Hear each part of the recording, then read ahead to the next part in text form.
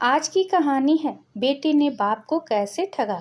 एक 75 वर्ष के वृद्ध थे, रिटायर्ड प्रशासनिक अधिकारी और अपने बेटे बहू के साथ अपने ही घर में रहते थे। अपनी कमाई से बनवाया था। पत्नी शोभा का देहांत 8 माह पूर्व हो चुका था, जिसकी वजह से वो नितांत अकेलापन महसूस करते थे और अपने ही कमरे में खुद को कैद कर रामचरितमानस पढ़ते या टीवी देखते या भगवान का नाम 1001 बार लिखते रहते। इस तरह से उनका जीवन यापन हो रहा था।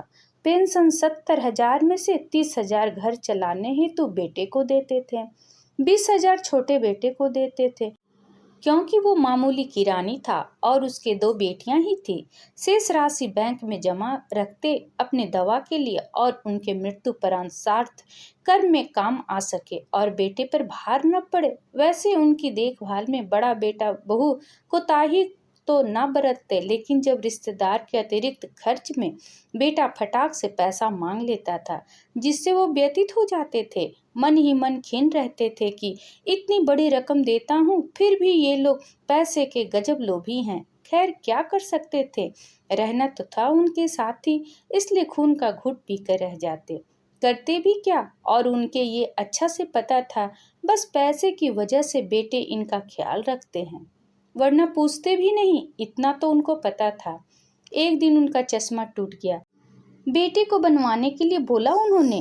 बेटा चश्मा बनवा कर ले आया। बेटे और बिल थमा दिया 10,900 रुपये का। कि बदनीयती देख उनकी आंखों का कोर भीग गए। फिर उन्होंने 10,900 की राशि का चेक बेटे को दे दिया। थोड़ी ही देर में 15 साल का पोता दौड़ता हुआ दादाजी के पास आता है। दादाजी देखिए ना, मेरा आईफोन अभी पापा लेकर आए हैं। पोते का मोबाइल फोन देखकर खुश हो गए और मोबाइल को उलट पलट कर देखने लगे। मोबाइल के पैकेट पर नजर पड़ी, जिससे उनकी आंखें अचरज से चौड़ी हो जाती है। उस मोबाइल का दाम 70,999 लिखा है और मोबाइल के पैकेट में उनके चश्मा का रसीद भी मिला, जिसमें 3500 लिखा था। अब तो काटो तो खून नहीं उनका। अपने ही घर में उनका बेटा उनको लूट रहा है। 3500 का चश्मा को 10,900 बताया और बाकी पैसा उसके जेब में। पोते के मोबाइल के दाम ने भी उनको आत्मघात किया कि उनका बेटा अपने बाप के पैसे से ही अपने व्यक्तिगत कार्य को अंजाम दे रहा है। और टीनेजर बच्चे को इतना महंगा मोबाइल। यदि मैं मर जाता हूँ तो मेरा पैसा तो इन्हीं लोगों को मिलेगा। क्या मैं ऊपर भगवान के पास ले जाता। बेचारे अपने ही पुत्र के हाथों ठगा रहे थे। सब कुछ देखकर भी ना बोलना उनकी भलमनसाहत रही होगी, या बेबसी का आलम, या अकेलापन। वे सब कुछ जानकर भी अनजान थे, लेकिन यह संवेदनाहीनता वर्तमान के लगभग सभी हिंदुस्तानी परिवारों में वरिष्ठ नागरिक सांस ले रहे हैं। बुजुर्ग माता पिता के पैसे से घर चला रहे हैं। बेटे उन पर ध्वज जमाते हैं, जिस पर एहसान जताकर कहते थे बाहरी लोग बाग से कि अपने माँ बाप को अपने पास रखे हैं, खिला पिला रहे हैं, दवा वगैरह ला कर दे रहे हैं, जबकि इनके खर्च के पैसे बुजुर्ग से ऐंठ लेते हैं। कहीं कहीं वृद्ध दंपति अपने ही मकान में बहू के हाथों उपेक्षित और अवहेलना के शिकार हैं। बासी रूखा सूखा खाने को लाचार हैं। बूढ़ा आदमी एक शिशु की भांति होता है, उसके भी बच्चे जैसा पालन पोषण करने की दरकार है, लेकिन ऐसा अब नहीं हो रहा। बड़े बुजुर्ग का लिहाज का हनन हो चुका है।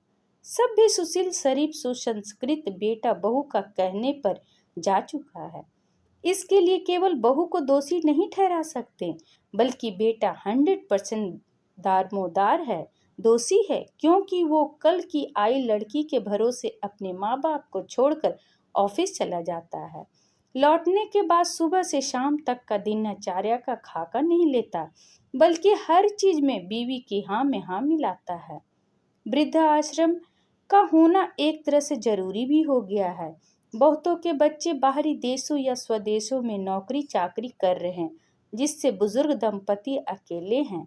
ऐसे में हम उम्र साथी की दरकार होती है, खासकर एक विधवा विदुर को। ऐसे में बुजुर्ग व्यक्ति वृद्धाश्रम जाकर अपने उम्र दराज से मिलकर सुख दुख साझा कर सकते हैं। अपने ही बेटे से ठगाए जाने से बेहतर विकल्प उपलब्ध है। वृद्धाश्रम को ज्वाइन करना और अपने पैसे से निर्धन वृद्धों की सहायता करना जिनके बच्चे उनको छोड़कर विदेश जा बसे हैं। आशा करती हूँ ये कहानी आपको पसंद आई होगी। इस पर आपकी क्या राय है कमेंट करके ज़रूर बताइएगा। अगर पसंद आया है तो प्लीज़ लाइक एंड सब्सक्राइब करना ना भूलें। इसी तरह और भी कहानी सुनने के लिए कृपया बेल आइकन बटन को दबाना ना भूलें। वीडियो देखने के लिए आपका बहुत बहुत धन्यवाद।